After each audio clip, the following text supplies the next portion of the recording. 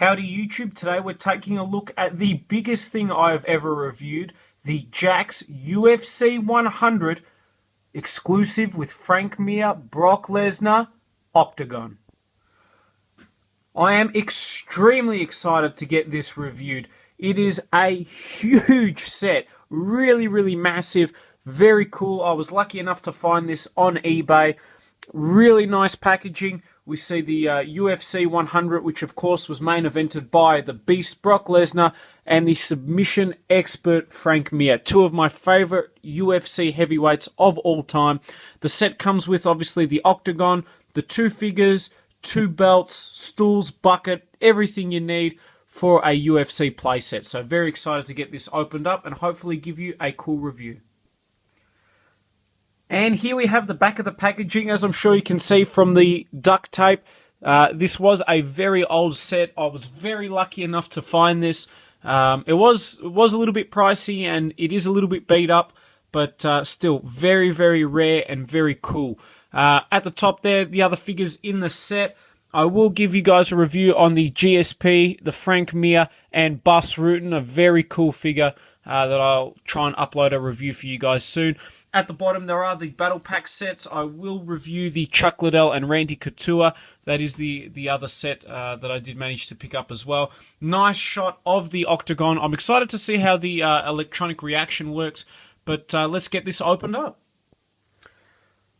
Okay, and here we have the Jakks UFC Octagon ring all set up, all the stickers and decals placed in there, and it looks awesome. It certainly does look like a UFC Octagon. One thing that's a little bit interesting is that it's actually a much darker blue than probably will come across on camera. But really cool, really great set. A heap of sponsorship logos and stickers. I can't recall watching UFC 100 and seeing all these particular sponsors. I'm sure they were, but I certainly remember the UFC 100 logo and then a lot of blood being in the Octagon. So a really cool set. Basically, the Octagon just clips into place there. You can close it as well, but for the purposes of this review, I'll probably keep it open. Now, in terms of accessories, it does come with a bucket and water bottle. It actually comes with two of those, so I guess one for each UFC fighter, which is a little bit interesting. It does also come with a blue and red stool. So some interesting accessories, I guess, just to simulate in the middle of a fight.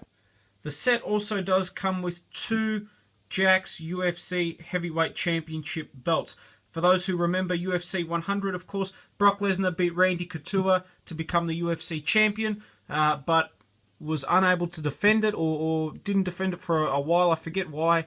Exactly, so Frank Mir was crowned the interim champion after beating Minotauro Nogueira in what was a really awesome display of Mir's boxing ability. So really cool. I'm glad that they included both these belts.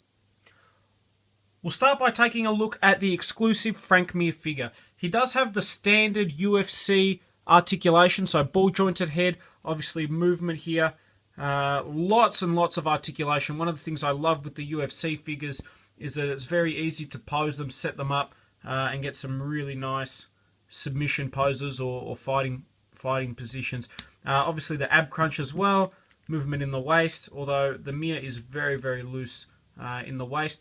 He does have the accurate sponsors that he did have at the time, which is really cool to see. I'll bring it forward so you guys can actually see, because one of the marketing tools they used when promoting this set is the exclusive tattoo.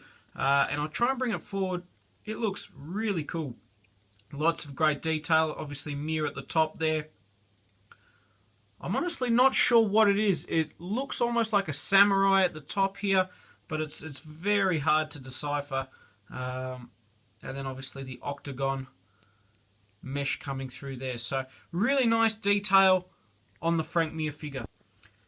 In terms of the Frank Mir face scan, honestly, it's not the best. The other singly released Frank Mir with the white shorts when he won the interim title, which I will bring you guys a review on, is definitely a much more superior face scan.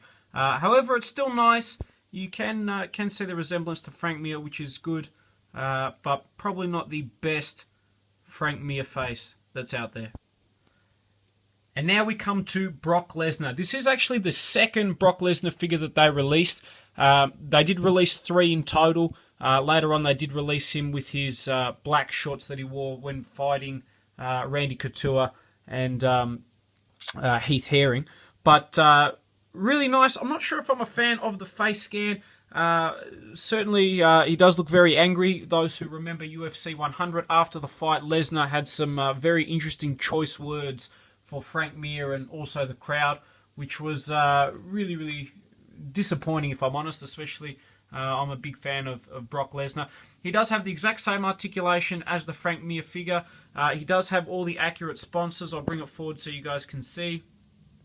This was actually the last time that Brock Lesnar fought wearing the black and white trunks. After this, he switched to all red for Shane Carwin and then red and black for Overeem and also Velasquez. So pretty cool. I'll bring it forward so you guys can take a look at the Brock Lesnar head. I'm honestly not a fan of this sculpt. I will bring forward the review on the other Brock Lesnar that they released towards the end of the Jakks UFC figure run, and that one is a much nicer face. Accurate tattoos on the back there. I was never really sure why Brock decided to get a sword or a knife on his chest, but being as tough as he is, I doubt anyone's ever going to make fun of that. But yeah, 2 really cool figures and a really great set. So today we were taking a look at the UFC 100 Jakks Octagon with Brock Lesnar and exclusive Frank Mir. Hopefully you've enjoyed this review. Make sure you check out my other reviews as well. Feel free to leave any comments below and subscribe.